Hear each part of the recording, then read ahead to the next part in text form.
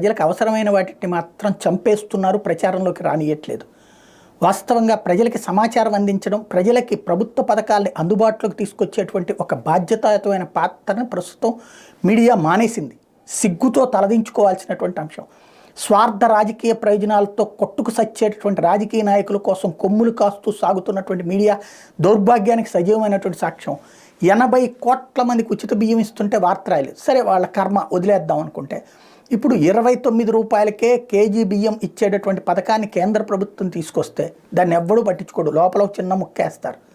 అంటే మధ్యతరగతి ప్రజలకి ఇప్పుడు పక్కన బియ్యం 70 రూపాయలు 80 రూపాయలకి చేరుతున్నటువంటి రోజుల్లో మంచి బియ్యం తీసుకొచ్చి 29 రూపాయలకే ఇస్తుంటే దాన్ని కాస్త పట్టించుకున్నటువంటి ఒక దౌర్భాగ్య పరిస్థితి. ఇప్పుడు రాయితీ ధరతో కేంద్రం సరఫరా చేస్తున్న భారత్ రైస్ విక్రయాలు మంగళవారం ఢిల్లీలో ప్రారంభమైన కేంద్ర ఆహార వినియోగదారుల వ్యవహారాల శాఖ మంత్రి పీయూష్ గోయల్ ఈ సందర్భంగా మాట్లాడుతూ కిలో 29 రూపాయలకి బియ్యాన్ని అందిస్తున్నట్టు చెప్పారు.